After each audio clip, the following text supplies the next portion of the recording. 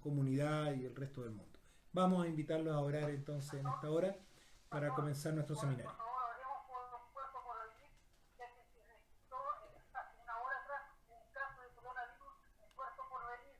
Muy bien. Vamos a estar orando también por los hermanos y las personas de Porvenir, donde se ha decretado un nuevo caso también.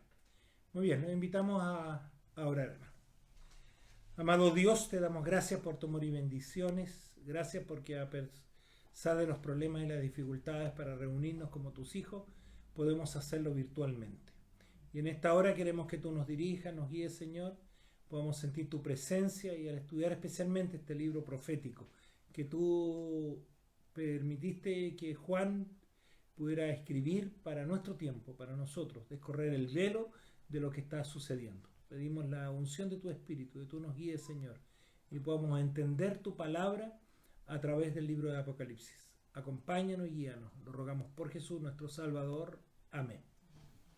Muy bien, el día de ayer comenzamos con el capítulo 1 de Apocalipsis, donde decíamos que el profeta Juan, estando en la isla de Patmos, fue, ¿no es cierto?,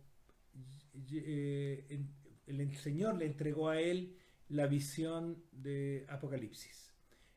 Como decíamos ayer, la profecía fue entregada, ¿no es cierto?, a través de Dios, a través del Hijo, Cristo, Cristo al Espíritu, al ángel, el ángel a Juan y el Juan a través del libro de Apocalipsis a nosotros. El libro de Apocalipsis en el capítulo 1 nos presenta una visión gloriosa de Jesucristo en el cielo, intercediendo por nosotros, y vamos a ver esa misma imagen de Jesús reflejado en las iglesias, cómo Cristo se presenta también en las iglesias con esa imagen que veíamos en el capítulo 1. Y decíamos que el gran tema del capítulo o del libro de Apocalipsis era la venida de Cristo, ¿no es cierto?, para que nosotros pudiéramos prepararnos para la venida de Cristo. Decíamos ayer también que el libro de Apocalipsis no es un libro para temer, tener miedo, sino todo lo contrario. El libro de Apocalipsis descorre el velo, es la cortina que se abre para mostrarnos las cosas que sucederán y para de esa manera el pueblo de Dios pueda estar preparado para el encuentro con su Dios. Y esa es nuestra intención, hermanos. La verdad que vivimos situaciones muy complicadas, cada día será más complejo esto del coronavirus, no solo es un tema de salud, es un tema económico, un tema político, y se dan las condiciones para que podamos entrar en una crisis mundial y se prepare el terreno para que finalmente en la nube de los cielos aparezca Cristo. Por eso es la hora de poder prepararnos para el encuentro con el Señor. Y podamos prepararnos espiritualmente, hermanos. Que esto no nos pille desprevenidos espiritualmente. No nos debe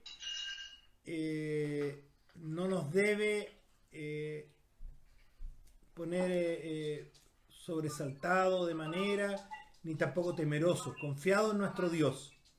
Pero, por sobre todas las cosas, podemos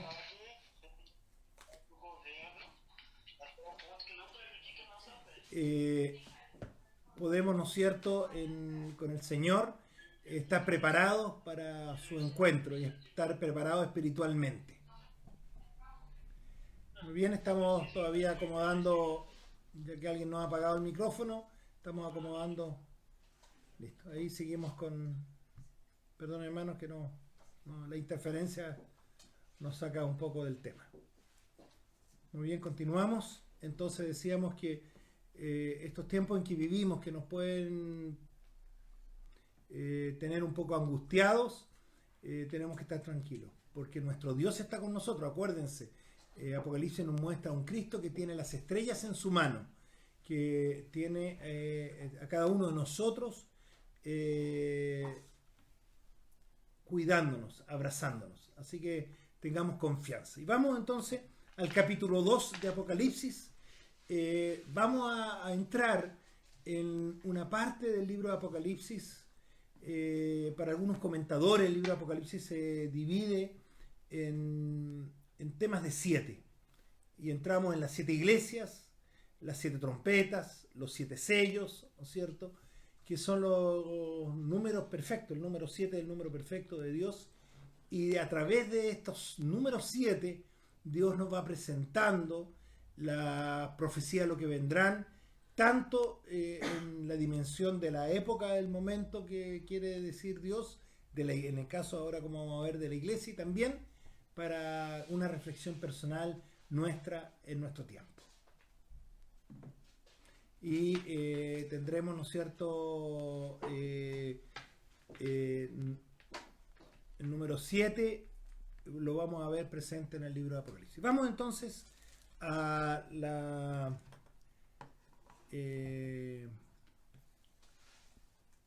profecía del capítulo 2 ahora de las 7 iglesias. Juan, el pastor, ¿no es cierto?, es el pastor más importante de las 7 iglesias principales, las iglesias del Asia Menor, Asia Bíblica, conocida ahora como Turquía. Desde la isla de Patmos, Juan le escribe a estas 7 iglesias: a Éfeso, Esmirna, Pérgamo, Tiatira, Sardis, Filadelfia y Laodicea. ¿Por qué él le escribe?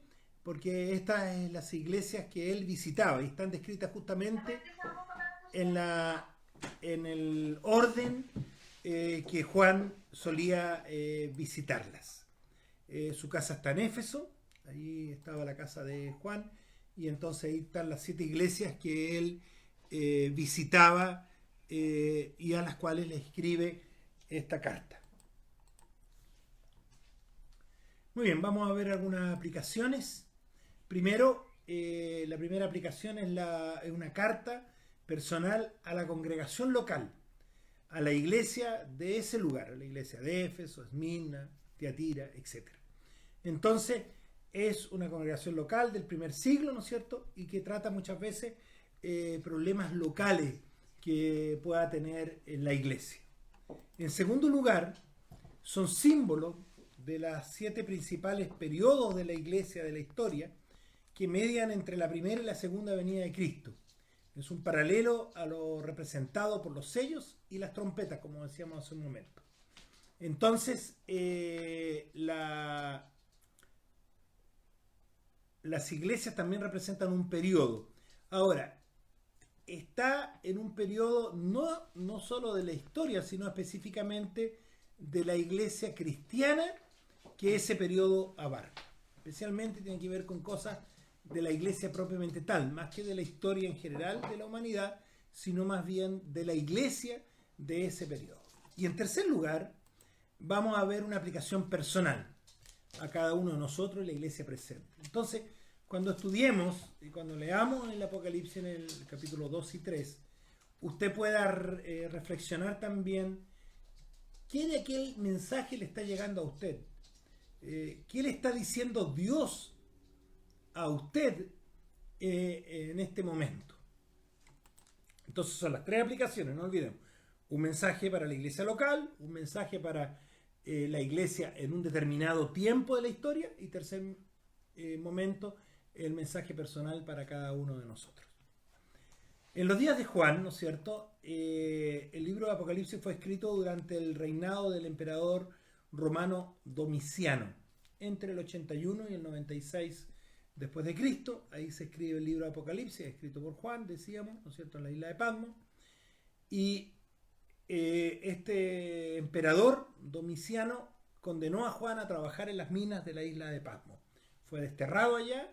No olvidemos que él fue condenado primero a ser quemado con aceite, no lo pudieron matar, y entonces fue enviado a la isla de Patmos. Y el emperador Nerva, el sucesor de Domiciano, dio libertad a los que habían sido, ¿no es cierto?, desterrados, y por lo tanto Juan volvió a Éfeso poco antes de su muerte. Pero él escribe el libro de Apocalipsis de la isla de Patmos. Muy bien. También estuvo entre los últimos de esa privilegiada generación que conoció personalmente a Jesús. Es decir, el autor del libro de Apocalipsis es alguien que conocía muy bien a Jesús. Incluso se le conoce como el discípulo amado, que fue transformado por el Señor. No olvidemos que Juan era llamado hijo del trueno, Y vemos en la persona especialmente de Juan la transformación que el Señor puede producir en nuestra vida cuando dejamos que el Señor pueda actuar. Así que si usted se considera un hijo del trueno o alguien que necesita ser transformado por el Señor, tiene esperanza. El Señor lo puede hacer por Juan y lo puede hacer por ti, lo puede hacer por mí. Es la promesa de nuestro Señor Jesucristo. La mayoría dormía en sus tumbas, ¿no es cierto?, de aquellos que estuvieron presentes. Ya Juan es de los últimos testigos de Jesús que está vivo y no podían dar, por lo tanto, testimonio personal y audible de lo que había sido la vida de Jesús. Y las iglesias, que en sus primeros días, ¿no es cierto?, experimentó un gran crecimiento, ahora empieza a afrontar algunos problemas. Y esos problemas son tratados por Juan en este mensaje a las 7 iglesias, y que son mensajes que también los vivimos hoy día, a pesar de que nos separan 2000 años con la iglesia primitiva, también nos toca vivirlos a nosotros. Y la persecución no se deja esperar. Los césares exigen adoración y culto hacia ellos. Ellos se consideraban divinos y la iglesia, ¿no es cierto?, no tranza aquello y solo adora a su Dios verdadero, a Yahvé, Jehová, ¿no es cierto?, el Dios hecho hombre a través de Jesucristo. Y este Jesucristo, ¿no es cierto?, es el que se presenta en capítulo 1 y ahora lo vamos a ver en las iglesias. Y bien interesante esto para que vayamos viendo. En Éfeso, él anda entre los candelabros o candeleros. Y es la imagen que ve Juan en el capítulo 1 y se presenta en el capítulo 2, ¿no es cierto?, el versículo 1, cuando se da el mensaje a Éfeso, quien anda entre los candeleros. En el caso de la iglesia de Esmirna, el que estuvo muerto, pero revivió, ¿cierto? Él aparece como el testigo fiel, el que estuvo muerto y vive, se presenta también a la iglesia de Esmirna. A Pérgamo se presenta el que tiene la espada aguda de 2 filos, y presentaba esta visión de Juan en el capítulo 1, lo mostraba, ¿no es cierto?, a Jesús que salía de su boca una espada de doble filo. También a Tiatira se presenta el que tiene ojos llameantes y pies de bronce bruñido. Otra parte de la imagen también que aparece el capítulo 1 de Apocalipsis. Entonces, como vamos viendo aquí, que la misma visión que ve Juan en el capítulo 1 es cómo se presenta Cristo a las diferentes iglesias en esta visión que está teniendo el apóstol Juan. Sardis es el que tiene las 7 estrellas en su mano. ¿Se acuerdan que ayer habíamos visto que una de las cosas que tenía tenía las 7 estrellas que se representan a los líderes de la iglesia, a los ángeles que cuidan, y los tenía en su mano? Entonces aquí a Sardis se presenta como aquel que tiene esas estrellas en su mano. En el caso de Filadelfia, el que tiene la llave en su mano. Acuérdense que él tiene la llave de la muerte, decíamos ayer, que para Dios la muerte no es el final. Él tiene la llave. ¿Por qué? Porque la muerte era la condenación del pecado, y como Cristo venció al pecado, entonces ahora tiene la victoria Jesús. Y la Odisea la presenta como el testigo fiel y verdadero, que también es otra de las visiones que va apareciendo Jesús, ¿no es cierto?, el testigo fiel y verdadero. Y así se presenta a la iglesia de la Odisea. Entonces vamos viendo cómo Cristo, esta imagen que ve en el capítulo 1 el apóstol, se representa nuevamente en la forma de presentarse Jesús a las 7 iglesias. Muy bien, ahora también vamos viendo algunas cosas que concuerdan con la condición a la iglesia, ¿no es cierto?, que se aplica. Aquí en el cuadro estamos viendo las iglesias a las cuales el mensaje se va a referir, y estos son los años de la época que representa a la época de cada tiempo de la iglesia. El 31, la iglesia de Éfeso, la primera iglesia, luego la iglesia de Esmirna en los años 100, luego viene la iglesia de Pérgamo, que representa la iglesia del 313 al 538, luego la iglesia de Tiatira, que representa la iglesia del 538 hasta el 1517, la iglesia el tiempo oscuro, luego Sardis, que representa la iglesia de protestantismo, y su surgimiento y su cómo crece la iglesia protestante, que representa la iglesia de Filadelfia, y a partir de 1844, el comienzo del tiempo del fin, la iglesia de hoy, la iglesia de la Odisea. Bueno, para Éfeso, que había perdido su primer amor, ¿no es cierto?, que es uno de los reproches que aparece, el divino amante anda caminando cerca para atraer su atención, ¿no es cierto?, en esta necesidad que tiene la iglesia de renovar su amor con Jesucristo. Entonces aparece en medio de esa iglesia. En el caso de Esmirna, cuyos miembros estaban siendo martirizados, él viene como el que puede resucitar a los mártires. Y igual nosotros, si tenemos que pasar persecución, si finalmente perdiéramos la vida, no debemos temer, porque a quien creemos es poderoso para resucitarnos. Y incluso hemos conversado en estos días, donde la muerte acecha a muchas personas, donde realmente, como hemos visto en otros países, son muchos los que han muerto, y seguramente más de alguno de los hijos de Dios le ha llegado esta muerte, pero debemos tener confianza en ese Cristo que es capaz de resucitar incluso a los muertos, y esa es la promesa que tiene para cuando Él venga. También concuerda, ¿no es cierto?, con la iglesia de Pérgamo, que tuvo que luchar contra las fuerzas del mal y la apostasía, y Jesús se acerca como la espada en la mano para dirigir la batalla. Y no olvidemos, esa batalla se gana con la espada de dos filos, que es la palabra de Dios. Para no desviarnos, para no equivocarnos en el camino, debemos usar siempre su palabra, la palabra de Dios, que es la Santa Biblia. Y para Tiatira, que tuvo que vivir bajo la influencia de una Jezabel espiritual, el adulterio espiritual, viene el príncipe de luz para que la luz de la verdad brille aún en esa oscura experiencia. Cuando las tinieblas nos acercan, cuando la confusión viene, no olvidemos que todo estos tiempos final vendrá con mucha confusión también. Mucha gente tratará de confundirnos. No olvidemos que el mismo Jesús dijo: muchos, ¿no es cierto?, aparecerán diciendo yo soy el Cristo, he aquí el Cristo, he allá el Cristo. Y Él dice que, ¿no es cierto?, su palabra es bien clara. Él vendrá en la nube de los cielos, todo ojo lo verá, no solo en una parte. Entonces hay muchas cosas que vamos a ir estudiando y que nos aseguran tener la claridad, la luz necesaria para no ser engañados. Dios nos derrama su luz para que nosotros no necesitemos ser engañados. Muy bien, veamos el bosquejo de las cartas. Cada carta tiene un mismo bosquejo. Primero vamos a tener una descripción de Jesús. Cada carta en el principio nos va a dar una descripción de Jesús. Segundo, un elogio. Viene un elogio a la iglesia. En tercer lugar, viene una reprensión. Después de un elogio viene una reprensión. Ahora, no todos reciben esta reprensión, ni todos tienen elogio, como vamos a ir viendo. Hay una corrección también, ¿no es cierto? Un consejo para corregir, un consejo para tomar en cuenta. Y también todas las cartas tienen una promesa que nos da Dios a su pueblo. Así que tenemos todos, ¿no es cierto?, esa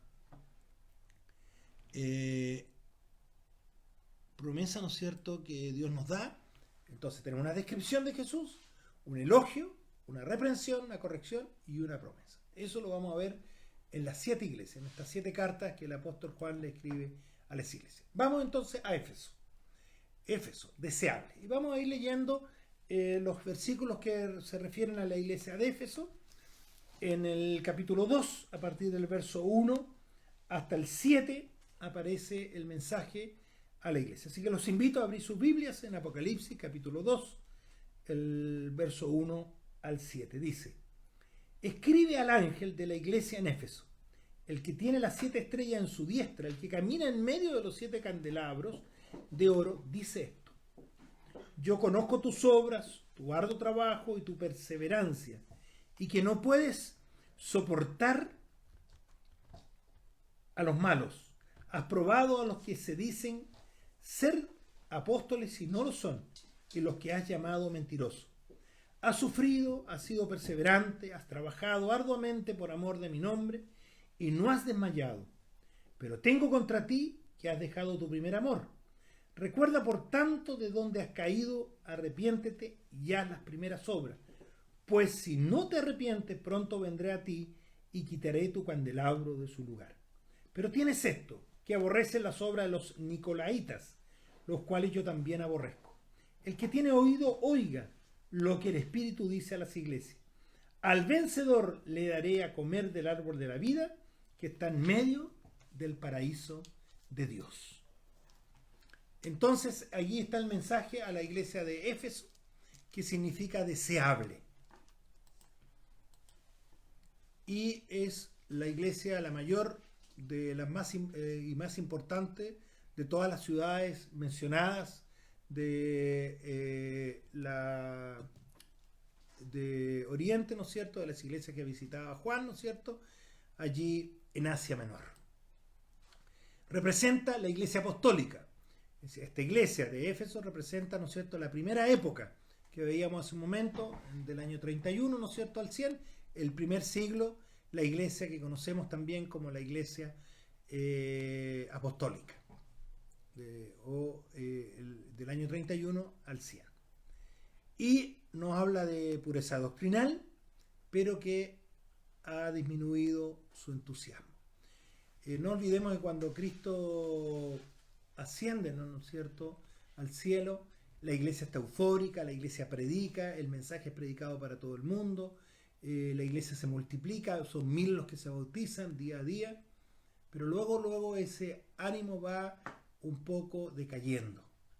Y que nos podría pasar también en nuestra vida personal y espiritual. Al principio, cuando aceptamos al Señor, estamos dispuestos a todo, y a medida que pasa el tiempo, como decaemos y comenzamos a dejar de lado algunas cosas, a no tener el mismo espíritu, a no tener el mismo compromiso de obediencia con nuestro Dios. Y eso debemos nosotros cuidarlo.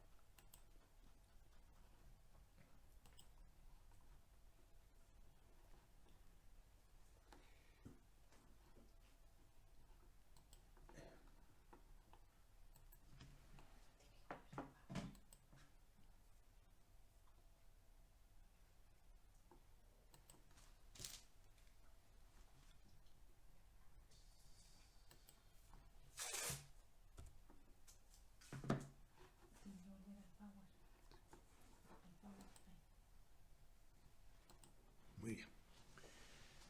Tenemos aquí entonces la ciudad de Éfeso, como decíamos, una ciudad importante. Allí estaba el gran templo de Diana, era el más hermoso edificio de Éfeso, una de las 7 maravillas del mundo antiguo.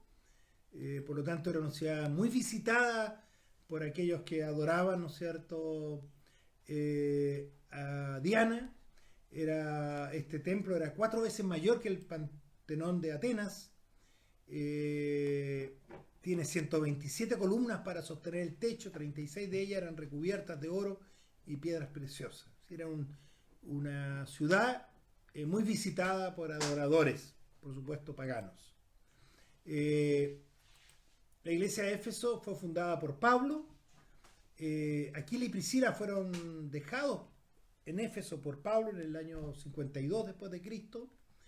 Pablo, en su tercer viaje misionero, se quedó allí 18 meses, un muy buen tiempo en Éfeso, y Juan llevó a María a vivir a esa ciudad, María, la madre de Jesús. Jesús, no olvidemos que le encargó a Juan que cuidara de su madre, y Pablo le escribió una carta a la iglesia de Éfeso. Existe la carta de Pablo a Éfeso, ¿no es cierto?, que la conocemos muy bien, y llegó a ser un centro indiscutido del cristianismo. Fue un centro importante, por eso este mensaje, el primer mensaje va a la iglesia de Éfeso, y que representa al primer siglo de la iglesia apostólica. ¿Cuál es el mensaje a Éfeso? En primer lugar, ¿no es cierto?, da la descripción de Jesús, como leíamos, este Jesús que se presenta en medio de los candelabros. Luego, el elogio que da, ¿no es cierto?, yo conozco tus obras, tu arduo trabajo, tu perseverancia, que no puedes soportar a los malos, que has probado a los que dicen ser apóstoles y no lo son, los que has llamado mentirosos. Entonces aquí hay un elogio claro sobre Éfeso. También tiene una reprensión. En el versículo 4, ¿no es cierto?, pero tengo contra ti que has dejado tu primer amor. Es decir, Jesús hace esta reprensión. esta iglesia apostólica, esta iglesia que comienza con toda la fuerza, comienza a dejar de lado el mensaje que había motivado al principio. Y le da una corrección en el capítulo 5, ¿no es cierto? Recuerda, dice, por tanto, de donde has caído, arrepiéntete y haz las primeras obras. Pues si no te arrepientes, pronto vendré a ti y quitaré tu candelabro de su lugar. Entonces el Señor nos llama al arrepentimiento. Y nosotros constantemente tenemos que estar revisando nuestro actuar en nuestro cristianismo. Muchas veces nos desviamos y tenemos que volver al camino del Señor. Eso es arrepentirse.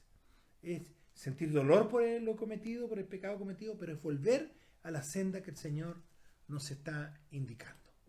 Y finalmente la promesa, en el versículo 7, el que tiene oído oiga lo que el Espíritu dice a las iglesias.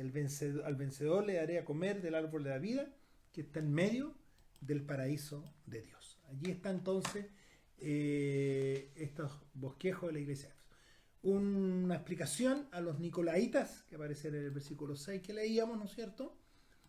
¿Y quiénes son los nicolaitas? Era una de las sectas heréticas que atormentó a la iglesia de Éfeso y Pérgamo especialmente. Esta secta era una secta agnóstica, ¿no es cierto? Y enseñaban que las obras de la carne no afectaban la pureza del alma. Por consiguiente, no tienen que ver con la salvación. Es decir, en otras palabras, no importa lo que tú hagas, lo importante es la fe y no afectaba la vida. Y hoy día hay iglesias que eso predican, que es suficiente la fe. No importa qué hagas tú, pero tienes fe en Dios, eso es suficiente. Y no es lo que enseña el Señor. No todo el que me dice Señor, Señor entrará en el reino de los cielos, sino el que hace la voluntad de mi Padre que está en los cielos.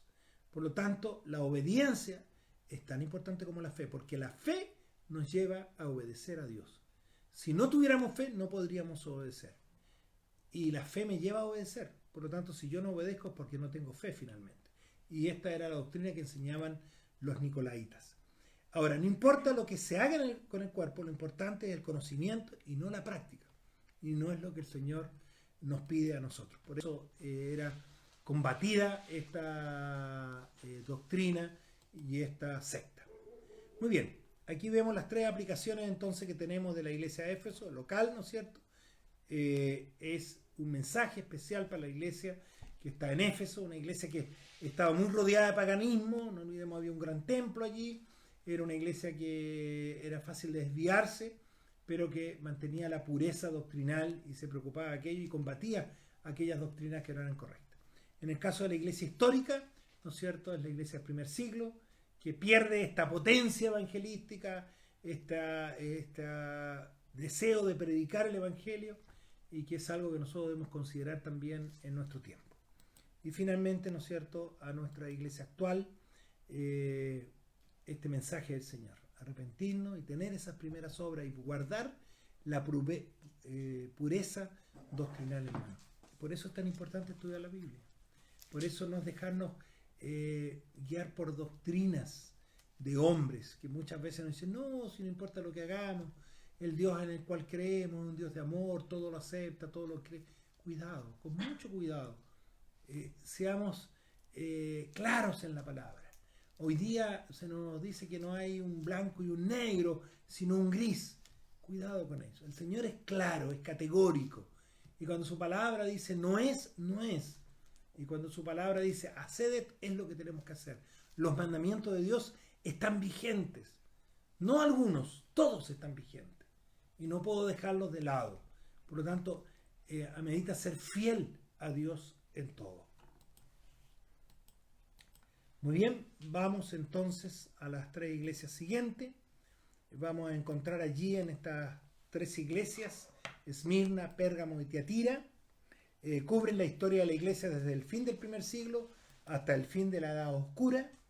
Empezó con la disminución del entusiasmo, entonces una sutil concesión y finalmente un completo abandono de la fe confiada por el Señor a la iglesia. Es el tiempo en que la iglesia se desvía, lamentablemente, comienza a permitir ciertas doctrinas paganas. ¿Para qué? Para atraer a los paganos.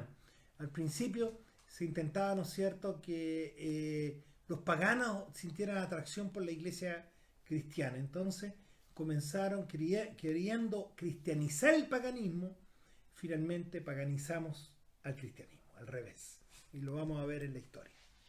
Y finalmente la historia de estos tres periodos es muy triste. Es un momento triste. Primero es una iglesia perseguida, donde mueren muchos, y luego, ¿no es cierto?, una iglesia que abandona los principios que Dios le había dado. Vamos entonces a Esmirna. ¿Qué significa Esmirna? Aplastado, ¿cierto? Podríamos decir perseguida, destruida, dirían otros. Es una ciudad marítima al norte de Éfeso, un maravilloso puerto natural, y representa a la iglesia perseguida, la iglesia del segundo siglo, ¿no es cierto?, que tiene una gran persecución. Es la iglesia que va del año 100 hasta el año 313, el tiempo en que los emperadores perseguían a los cristianos. Y el Imperio Romano, ¿no es cierto?, sometió a mucha opresión a los que rehusaban el culto al emperador.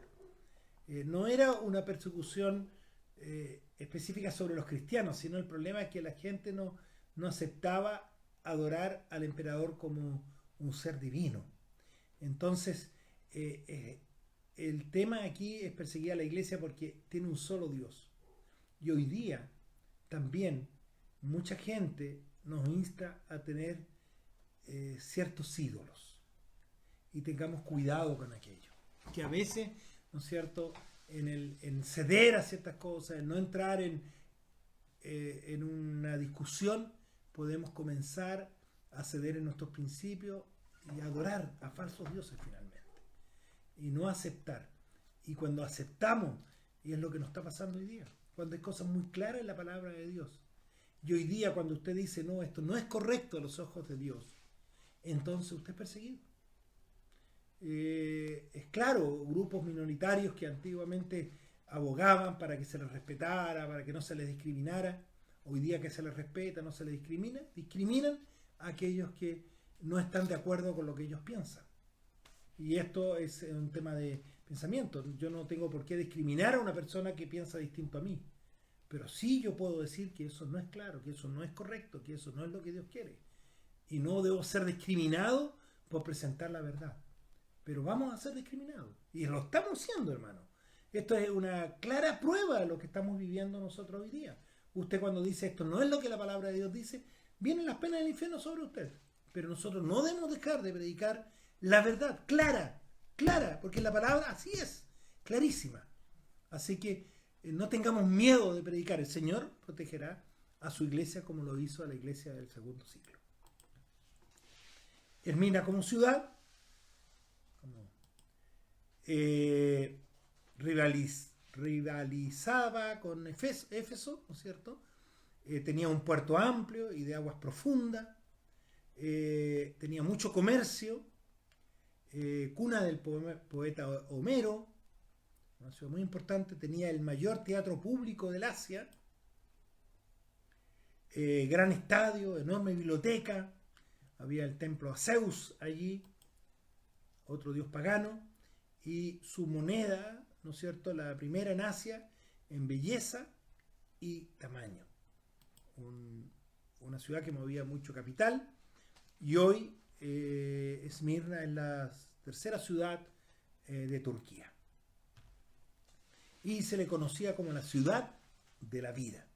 Esa es la ciudad donde estaba inserta la iglesia de Esmirna. Allí murió en el martirio uno de los pastores cristianos, Policarpo, en el año 165 después de Cristo. Cuando se le instó a jurar contra Cristo, contestó serenamente este pastor Policarpo: por 85 años le he servido sin que nunca me hiciera daño alguno. ¿Cómo podría yo blasfemar de mi Rey y Salvador? Qué hermosas palabras, hermano.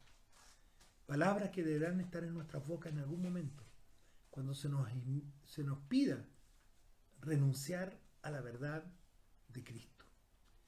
Si durante nuestro tiempo Él nunca nos ha hecho daño, nunca nos ha desamparado, ¿por qué vamos a blasfemar contra el Rey y Salvador?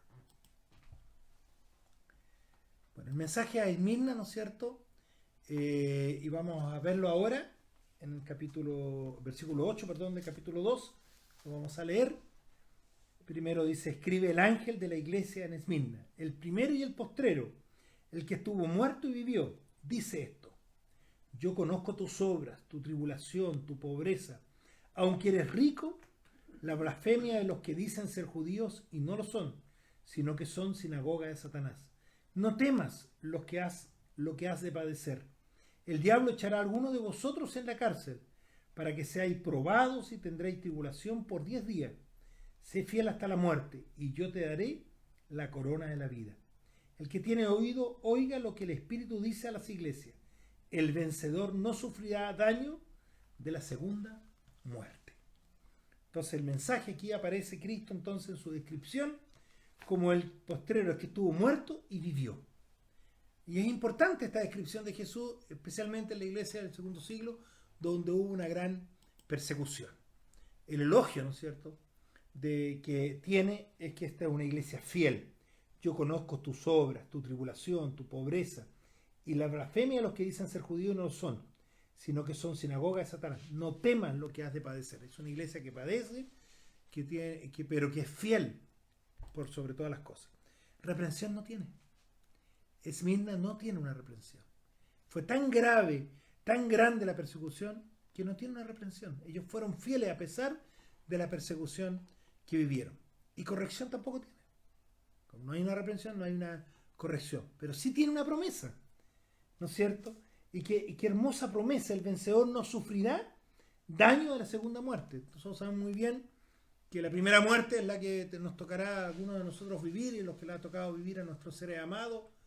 Pero la segunda muerte es la muerte que vivirán aquellos que resucitan para ver a Cristo en la tercera venida, y donde serán destruidos para destruir finalmente el pecado. Esa muerte no tienes que sufrirla tú. Aunque tengamos que sufrir la primera, la segunda no la sufriremos, porque habremos sido resucitados por el Señor para la vida eterna. Esa es la gran promesa que el Señor hace a su iglesia, a nosotros hoy día también. Y aquí nos menciona tribulación por 10 días. ¿A qué se refiere en el versículo 10, perdón? La tribulación por los 10 días. En profecía, no olvidemos, lo hemos estudiado en el libro de Daniel ahora, en la escuela sabática, la profecía, un día equivale a un año. Entonces aquí está refiriéndose a 10 años. ¿Y a qué periodo se está refiriendo? Estos 10 días de persecución fueron bajo el emperador Diocleciano, ¿no es cierto? El emperador al cual tomó prisionero a Juan. Perdón, me confundí, porque esto del 303 al 313, que fue la gran persecución de este emperador sobre el pueblo de Dios, el pueblo cristiano. Fue la más intensa y voraz persecución contra los cristianos. Y veamos las aplicaciones entonces. Entonces tenemos la aplicación a la iglesia local, ¿no es cierto?, la iglesia que vivía en una gran ciudad, pero que también sufrió persecución. Su gran pastor fue muerto allí.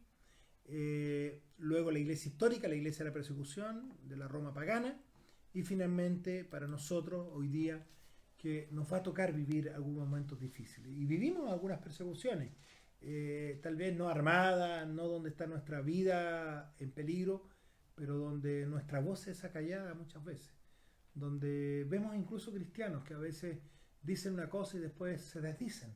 No era lo que quise decir. No, en verdad el Señor acepta todo. Sí, la verdad que esto no es así. Y eso no nos puede pasar a nosotros. Tenemos que ir adelante con la verdad, con prudencia, por supuesto, sin encender necesariamente la hoguera antes de tiempo, pero siendo claros, amables, pero claros en lo que la palabra de Dios nos dice. Muy bien, vayamos entonces ahora a la tercera iglesia, Pérgamo, que significa exaltada, elevada. Y Pérgamo, la ciudad de Pérgamo, fue construida sobre una colina, ¿cierto? Por eso dice elevada, exaltada. Tenía uno de los hospitales más famosos de la antigüedad. Adoraban al dios Ofidio, ¿no es cierto?, Esculapio, simbolizado por una víbora. Nosotros sabemos muy bien que representa la serpiente, ¿no es cierto?, la víbora. y representa la iglesia de la transigencia, la iglesia que vive del año 313 hasta el 538 después de Cristo. Es la iglesia que transforma, ¿no es cierto?, o paganiza la iglesia cristiana, como vamos a ver. Y se introdujeron muchas falsas doctrinas en ese periodo. Pérgamo, la ciudad, como decíamos recién, está a unos 300 metros sobre el valle, era la capital de la provincia, centro oficial del culto imperial de Asia y la primera ciudad que recibió autorización para construir un templo al César vivo. Y veíamos que la gran problemática que enfrenta la iglesia, ¿no es cierto?, es esta adoración al César como Dios. Y allí el centro, la primera ciudad que construye un templo para aquello, es justamente Pérgamo. Y tenía una biblioteca de más de 200.000 tomos en esa época. ¿Y cuál es el mensaje a Pérgamo? Vamos a ver ahora a partir del versículo 12. Dice, escribe el ángel de la iglesia, versículo 12, escribe el ángel de la iglesia en Pérgamo. El que tiene la espada aguda de 2 filos dice esto. Yo conozco tus obras y donde habitas, donde está el trono de Satanás, pero retienes mi nombre y no has negado mi fe, ni aun en los días en que Antipas, mi testigo fiel, fue muerto entre vosotros, donde habita Satanás. Pero tengo unas pocas cosas contra ti, que tienes ahí a los que retienen la doctrina de Balaam, que enseñaba a Balac a poner tropiezo ante los hijos de Israel, a comer de cosas sacrificadas a los ídolos y a cometer fornicación. También tienes a los que retienen la doctrina de los nicolaitas, la que yo aborrezco. Por tanto, arrepiéntete, pues si no, vendré pronto hasta ti y pelearé contra ellos con la espada de mi boca. El que tiene oído, oiga lo que el Espíritu dice a las iglesias. Al vencedor le daré de comer del maná escondido y le haré una piedrecita blanca y en la piedrecita un nombre nuevo escrito, el cual nadie conoce sino el que lo recibe. Entonces aquí vemos, ¿no es cierto?, el mensaje a la iglesia de Pérgamo. Primero describe a Jesús como el que tiene la espada aguda de 2 filos. Y es muy importante en este periodo la palabra de Dios sobre todas las cosas. Luego tiene un elogio, ¿no es cierto?, en el versículo 13. Yo conozco tus obras, que donde habitas, donde está el trono de Satanás, ¿no es cierto?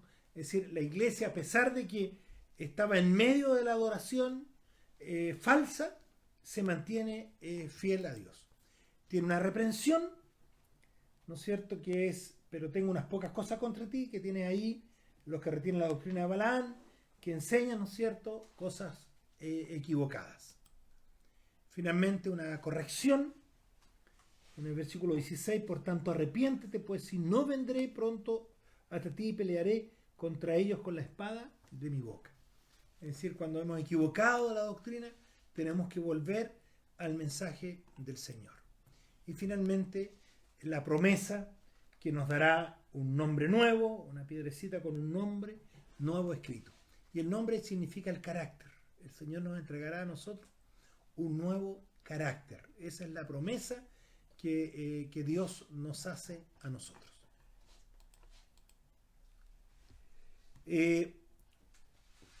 Bueno, en este tiempo, y cuando habla de la doctrina de Balaam, no olvidemos que en este tiempo comienzan las doctrinas falsas. ¿Qué es lo que pasa?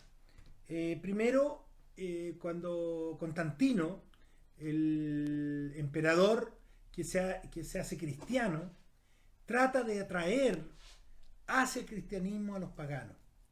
Entonces, como los paganos tenían imágenes, comienzan a colocar imágenes, no de los dioses paganos, sino que imágenes de los apóstoles, de Jesús, de la Virgen María. Comienzan para que al venir al templo cristiano no echaran de menos aquellas imágenes que ellos tenían los paganos.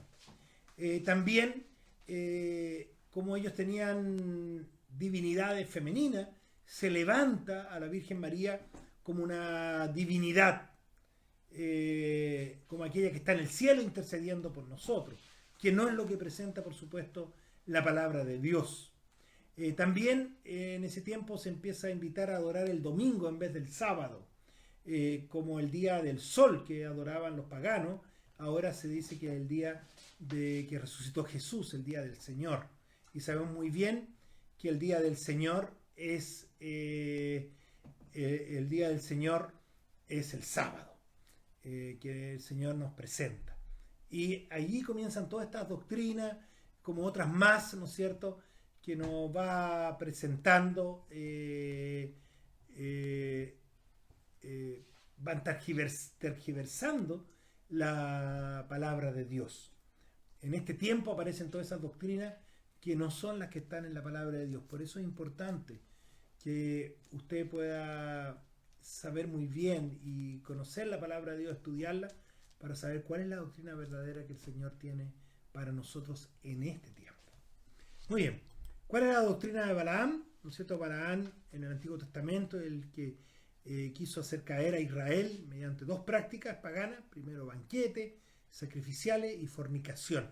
Él intentó desviar al pueblo de Israel para hacerlo pecar y que finalmente no llegara a la Canaán que Dios le había prometido allí en la tierra de Canaán. Y lo hizo mezclándolo con la religión, ¿no es cierto? Una mezcla entre la verdad religiosa y el placer, y es lo que pasa en este periodo donde se mezclan las doctrinas. Y eso fue exactamente lo que sucedió después de la legalización del cristianismo por el emperador Constantino. Se introdujo cuantiosos elementos paganos dentro del cristianismo. Es lo que justamente se introduce finalmente en la iglesia esta iglesia en el siglo ya III, 303 al 538. Y finalmente se mezcla, ¿no es cierto?, la religión verdadera con el paganismo. Y que ha surgido hasta el tiempo de hoy en muchas cosas, donde mezclaron doctrinas que son paganas y que están involucradas en la doctrina cristiana, y para la cual nosotros debemos ser muy cuidadosos. Por eso es importante saber a qué iglesia voy. Y tal vez algún amigo que me está escuchando en esta hora, yo no solo debo evaluar las iglesias por lo acogedoras que sean, por lo simpáticos que son sus miembros, por lo que se preocupan por mí. Son cosas importantes que los verdaderos hijos de Dios deben tener. Jesús dijo: en esto conocerán que sois mis discípulos, en que los amáis los unos a los otros. Pero también yo debo analizar la doctrina. Si no dijeren conforme a esto es porque no les ha amanecido, dice la palabra de Dios.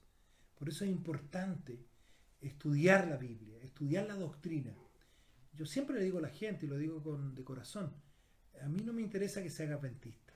A mí lo que me interesa es que estudie la palabra de Dios, que estudie la Biblia.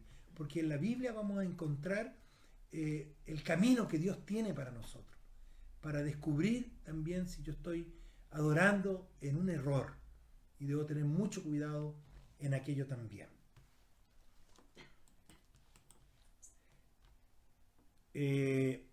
Y la promesa final, ¿no es cierto?, esta piedrecita blanca que el Señor nos hace.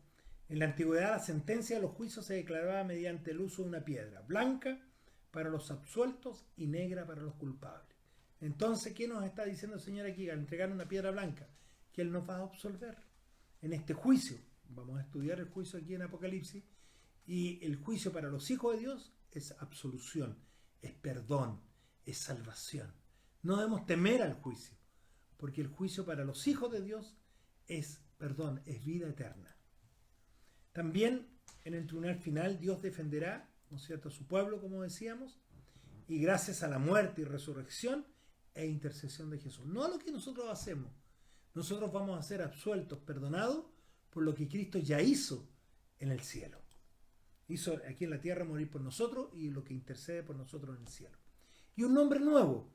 El nombre es un símbolo del carácter. Por lo tanto, vamos a recibir un nombre nuevo, un carácter nuevo, que debemos perfeccionar aquí, ahora, prepararnos para vivir de acuerdo al carácter que Dios desea que tengamos en el reino de los cielos. Muy bien, allí están las tres aplicaciones entonces. La local, una iglesia que tenía un centro de paganismo, que deja influenciarse por el paganismo lamentablemente, que deja entrar doctrinas falsas en la iglesia de la transigencia, en el periodo del 313 al 538, donde va cambiando la doctrina, donde se comienza a idolatrar a los sacerdotes, a los líderes religiosos, donde hay imágenes, etcétera, que van paganizando finalmente el cristianismo. Y un mensaje para nosotros, ¿no es cierto?, la iglesia actual, que también doctrinas falsas pueden entrar a nuestra iglesia. Pensamientos modernos, del posmodernismo, pensamientos de que todos somos iguales, que Dios ama a todos, que no importa lo que tú hagas, no importa lo que tú pienses, total, Dios es un Dios de misericordia, de amor. Y es verdad, es un Dios de misericordia, un Dios de amor, pero que no te deja en el pecado, que te transforma tu vida, que cambia tu vida. Él no acepta el pecado, porque el pecado destruye. El pecado es lo que nos tiene por 6.000 años en este mundo destruyéndonos. Es el pecado el que nos está destruyendo ahora. Y por eso el Señor destruirá el pecado. Por eso no puedes estar relacionado con el pecado. Por eso el Señor hace un llamado a su iglesia, y lo vamos a estudiar muy bien en Apocalipsis, cuando dice, salid de ella, pueblo mío. Él quiere que salgamos de esa iglesia equivocada para vivir la iglesia perfecta. No perfecta por los hombres perfectos, sino en su doctrina pura, sagrada, que el Señor desea que tengamos. Muy bien, vamos entonces a la cuarta iglesia, que es la última iglesia del capítulo 2, que vamos a estudiar hoy día, la iglesia de Tiatira, que significa sacrificio. Es una ciudad industrial representada, ¿no es cierto?, que representa, la edad oscura, desde el 538 al 517. No olvidemos, en este tiempo está la Inquisición, se prohíbe el estudio de la palabra de Dios, solo se podía expresar en el idioma latín, leer la Biblia, y no estaba permitido al lego, al pueblo, leer la Biblia. Y en este periodo la luz de la verdad casi deja de brillar. Por lo tanto, la iglesia del sacrificio, la iglesia de Tiatira. Tiatira, una ciudad, ¿no es cierto?, situada en un fértil valle, no tenía fortificaciones naturales, tenían que compensar esa falta con la valentía personal, tenían un ejército que la cuidaba, nada de ella de los tiempos bíblicos permanece, Tiatira fue barrida totalmente.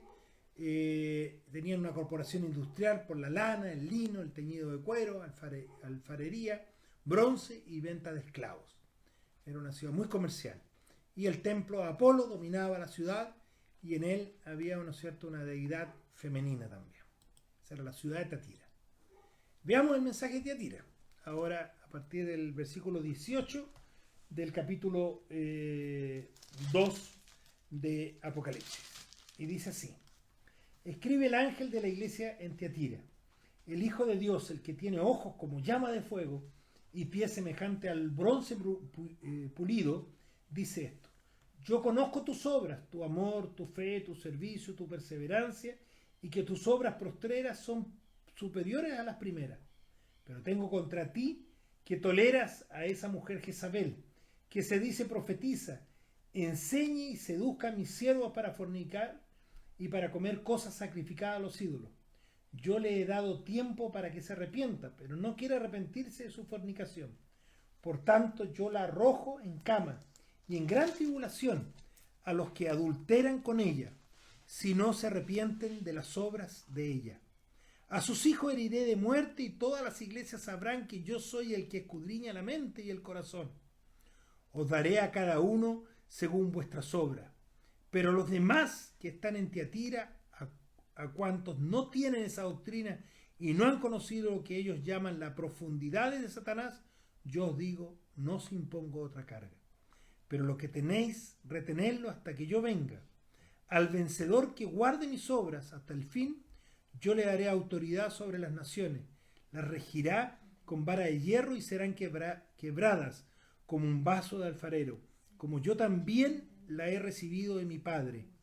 Y le daré la estrella de la mañana. El que tiene oído, oiga lo que el Espíritu dice a las iglesias. Y entonces aquí vemos a un Cristo, ¿no es cierto?, descrito como el que tiene ojos de llama de fuego y pies semejantes al bronce bruñido, es decir, alguien glorioso. Luego hay un elogio que retiene las obras todavía mayores que las primeras, pero también hay una reprensión de que ha aceptado doctrinas falsas, ha aceptado la doctrina de Jezabel, ¿no es cierto? Sabemos muy bien que es la mujer del rey Acab que llevó el mensaje pagano a Israel, y él le da una corrección, le pide que cambie, que transforme su vida, pero lo que tenéis, retenerlo hasta que yo venga, dice el Señor. Y finalmente una promesa maravillosa, que al vencedor que guarde mis obras hasta el fin, yo le daré autoridad sobre las naciones y las regirá con vara de hierro y se verán quebradas como un vaso de alfarero. ¿Sí? El Señor promete a nosotros, ¿no es cierto?, la verdad, el triunfo. Bueno, esa mujer Jezabel que aparece en el versículo 20, esta es una referencia al poder que provocó la gran apostasía medieval, mezcló el cristianismo con el paganismo, un adulterio osado y abierto, ¿no es cierto? Por eso habla de las profundidades de Satanás. Esta iglesia que se erige como la iglesia no solo religiosa en el sentido de poder religioso, sino también poder político, y que impone su verdad, su mentira, la verdad, hacia todos, y persigue a los verdaderos cristianos, aquellos que querían seguir la pureza de la verdad, son perseguidos. Y aquí se da, ¿no es cierto?, la Inquisición, en el tiempo que se levanta la Reforma y se persigue a la iglesia. ¿No es cierto?, el mensaje a la iglesia local, y la histórica es la iglesia de la Edad Oscura, cuando una Jezabel espiritual regía al mundo y minaba sus inicuas apostasías.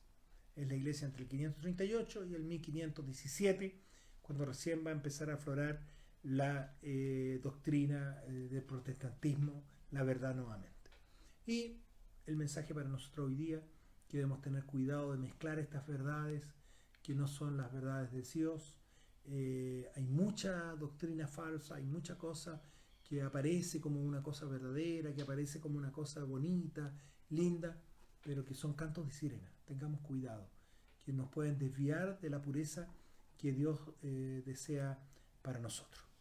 Bueno, mañana vamos a ver las siguientes 3 iglesias que nos quedan en el capítulo 3 de Apocalipsis, mañana a las 20 horas, pero queremos invitarles a todos, mañana a las 10 de la mañana tendremos nuestro culto de escuela sabática, también por este medio, y luego alrededor de las 11 tendremos nuestro culto también para estudiar la Biblia. Así que les invitamos, aunque no podemos ir a los templos, estarán cerrados mañana todos nuestros templos en todo el país, pero a través de este medio les invitamos a adorar juntos, a poder adorar juntos mañana en la mañana, estudiar la Biblia a través de la escuela sabática, a través del sermón, y le queremos invite a los demás, especialmente a los hermanos del distrito de Punta Arenas, llame, trate de avisarle a los hermanos que puedan a través del internet poderse allí reunirse. Si algún hermano no va a poder conectarse a las redes, dígale que tenga su propio culto en casa, que abra la Biblia, estudie la lección con su familia, luego lea alguna porción de la Biblia, haga el culto igual. No dejemos de congregarnos, aunque sea virtualmente, en el día de sábado. Estamos en el día santo del Señor, no lo olvidemos. Y mañana a las 20 horas nos volveremos a reunir para seguir con nuestro estudio de Apocalipsis, mañana el capítulo 3. También la iglesia adventista en todo el país, lo estábamos haciendo como distrito, pero ahora todo el país está orando a las 21 horas para que el Señor nos cuide, nos proteja, y también orar por aquellas personas que están sufriendo esta enfermedad, que están siendo angustiadas. Hay pueblos enteros angustiados, hay gente que está lamentando la muerte en muchos lugares del mundo. Así que nos vamos a unir, siendo un poquito pasado a las 21 horas, a esta cadena de oración que estamos teniendo en todo el país. Así que les invito a orar y a unirnos a esta cadena de oración. Amado Padre, gracias por este momento que hemos podido tener de estudiar tu palabra, de poder profundizarlas, Señor, a través del libro de Apocalipsis. Estos mensajes que nos llegan a nuestro corazón, Señor. Que lo que tengamos que corregir podamos hacerlo, pero que sintamos por sobre todas las cosas tu cuidado, tu amor, tu protección, que estás con nosotros permanentemente, Señor. Te rogamos en esta hora por la situación que no solo este país vive, sino todo el mundo, Señor. Por aquellos lugares que están siendo azotados por este virus, el coronavirus. Queremos, Señor, que tú cuides a tus hijos, nos protejas, que cuides la población también, y que en esta hora de dolor, sufrimiento, podamos buscarte a ti, que aquellos que están angustiados puedan buscar consuelo en tu palabra maravillosa, Señor. Una vez más rogamos por nuestros queridos amigos y hermanos de Puerto William, tú le estés cuidando, protegiendo, esa pequeña localidad donde está alumbrando tu luz, tú la estés protegiendo también en esta hora, Señor. Y también a todos nosotros, en especial por los hermanos de Punta Arenas, del distrito, tú le estés cuidando, por la ciudad de Porvenir, que ya hay un caso allí, y tú nos estés cuidando. Tú protegerás a tus hijos por sobre todas las cosas. Síguenos bendiciendo, gracias por este día santo, permítenos en él tener una atmósfera especial en nuestros hogares y percibir tu presencia y tu amor. Acompáñanos y guíanos, lo rogamos por Jesús, nuestro Salvador. Amén. El Señor les bendiga, tengan un muy feliz sábado y les esperamos mañana, no se olviden, a las 10 de la mañana para nuestro culto, todos juntos, y luego retomamos nuestro estudio de Apocalipsis a las 20 horas mañana. Que el Señor les bendiga, les acompañe en esta hora.